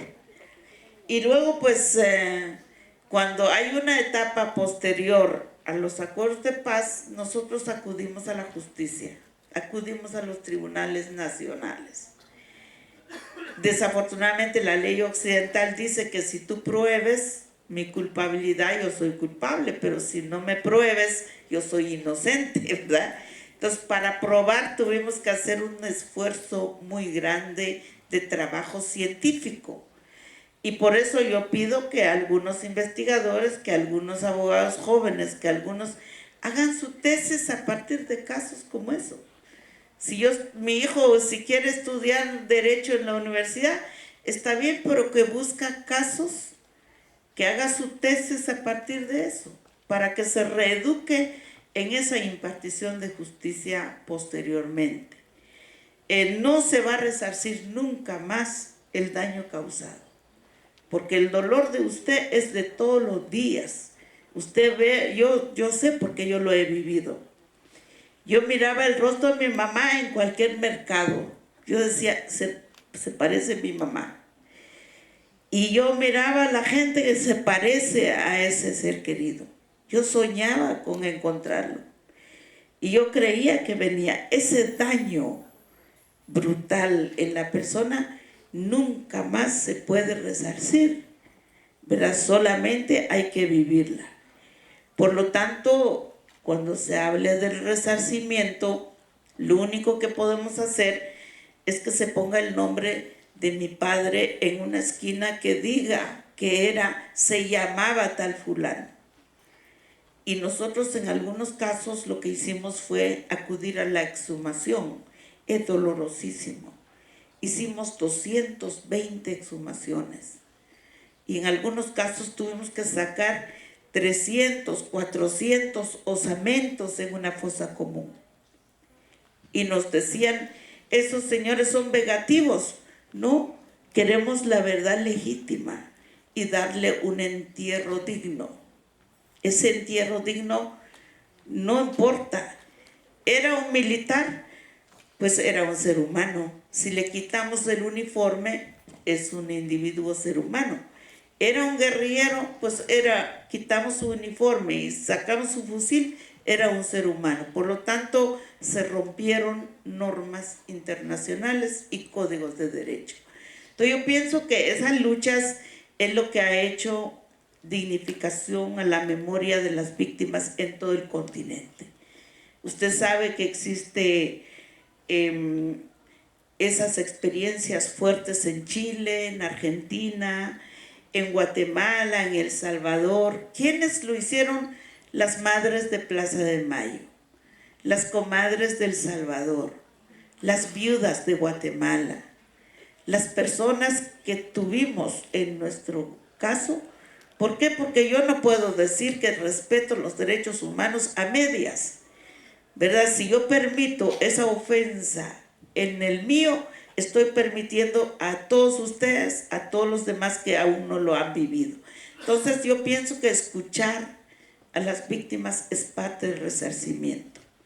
Yo doy gracias al Creador que todo el mundo me escuchó. Yo lloraba con ellos, yo contaba la historia, contaba 20 veces, 100 veces, y eso me aliviaba a mí, mi presión psicológico, emocional, espiritual. Ahora, es cierto también que esa parte dolorosa no puede ser el que consume la vida de una gente. Entonces yo le doy unas recomendaciones. Fíjese que haga un altarcito. Altar no es una iglesia, ¿verdad? Sino busque un cerrito, un lugar, un arbolito, tal vez tiene un arbolito en su casa, ponga allí unas plantas aromáticas, siembra allí una mata de flores y ponga allí el agua para su hijo, todas las veces que le da gana de decirle, mi hijo, aquí está tu agüita, ¿verdad? Mi hijo, aquí está tu memoria. Mi hijo, yo no sé dónde está tu tumba, pero sí quiero que aquí vengas siempre. Eso los mayas nos enseñaron a hacer. Por lo tanto, las fuerzas, las energías de ellos se volvieron nuestros protectores, ¿verdad? Y estamos en paz con ellos. Entonces yo siento que es muy importante, hay algunas técnicas que nosotros usamos para soportar semejante crueldad, ¿verdad? Pero eso solo lo entiende un familiar que le tocó vivir eso. Por lo tanto, el mensaje que yo quiero dejarles a ustedes, nunca vulgaricen lo que se llama el perdón. Porque mucha gente dice, perdón, ya se firmó la paz, perdón y borrón y cuenta nueva. Para mí, ¿cómo voy a decir perdón y borrón y cuenta nueva si yo no sé en qué fosa común está mi mamá? Y el que lo dice probablemente no sabe qué es eso. Entonces la tolerancia de los demás que no han vivido un sufrimiento también es parte de la misión, ¿verdad? Entonces yo les deseo mucho éxito, reclamar justicia pues es la parte sustantiva de la paz. La hermana Magdalena Marlene ha dicho que la paz debe ser con justicia. Y la justicia, pues lo que es justo, es una parte de justicia es reconocer la verdad. La verdad nos dignifica, tanto al victimario como a la víctima. Nos dignifica la verdad. Entonces la verdad, duele, pero sí es la verdad. Entonces yo les dejaría con esto, luchen. Yo nunca pensé que iba a ganar el juicio de la masacre de la Embajada de España cuando yo tenía 23 años. Pero yo sí dije, si algún día tengo la oportunidad, voy a ver que se haga justicia con esto. Y apenas hace unos meses gané el juicio. Gané un juicio 35 años después de la masacre de la Embajada de España. Pero no son los 90 años que se le dictó de sentencia a esos responsables, a uno de los responsables, porque hay unos que ya murieron, otros son prófugos de la justicia, ¿verdad? No solo esos 95 años de sentencia. Para mí hubiera sido suficiente que estuvieran un día en la cárcel, ¿verdad? No me importa cuántos años, me importa la verdad jurídica, porque allí sí dijeron que así pasaron los hechos, así ocurrieron. Entonces yo me liberé porque todos los 35 años dijeron que era una mentirosa, ¿verdad? Ella se inventó, ella es mentirosa, su papá no se quemó con químicos letales, sino con querosén. Su padre se autosuicidó, 37 personas se autosuicidaron, o sea, todo esa termina con una verdad jurídica. Entonces, claro, es parte del resarcimiento. Entonces, yo siento que ustedes, los defensores de derechos humanos, también tienen que estar preparados para eso. O sea, por favor, no teoricen la vida y no teoricen los sentimientos de una víctima. Simplemente tampoco lo vean como víctima, sino lo vean como un compañero, una compañera que tiene una causa justa. Y esa causa justa dignifica a los demás. Entonces, gracias, y en memoria de su ser querido, pues vamos a renovar nuestra lucha por la dignidad humana. Y vamos a renovar nuestra conciencia ciudadana. Porque el señor Uribe es presidente por los votos de los colombianos. ¿Sí o no? Es presidente por el voto de los colombianos. Entonces, señores que han votado, tienen que saber que tienen una factura también, les extienda la factura de responsabilidad. Y si el señor Santos es presidente de Colombia, gracias al voto de ustedes, entonces no me lo reclamen a mí, reclámenle a ellos, pero sobre todo los que votaron por ellos son los que les toca mayormente la responsabilidad ética de reclamar. Por eso es que yo siempre digo, si hay un alcalde corrupto en su municipio, ¿a quién es responsable de ese alcalde corrupto? Pues los ciudadanos que votaron por ese alcalde, ¿verdad? Pero también los ciudadanos que no se animaron a ser candidatos, ¿verdad? Entonces también hay otro poquito de responsabilidad por los que dicen que son buenos, pero no quieren asumir la responsabilidad. Entonces, si usted dice que es bueno, pues asuma la responsabilidad. Entonces, yo quiero que vean que los cambios sociales se hacen también a partir de nuestra convicción cada uno de nosotros, no solo a partir de la convicción del que usurpa el poder, sino el que lo dejan que lo usurpan, ¿verdad? Entonces, yo creo que ya terminamos. Lo más lindo para mí haber estado acá es haberlos conocido. Siento sus energías, yo normalmente recorro la sala, de sentir un poco lo que hay, y sé que aquí hay muchos intereses comunes y les deseo mucho éxito. Probablemente pues ya me tengo que ir porque pues tenemos todavía otro evento a donde vamos ahora, dejo la filosofía de mis ancestros. Si tu pregunta no encontró respuesta, anda y ve a buscar esa respuesta. Y de seguro que lo vas a encontrar. Gracias.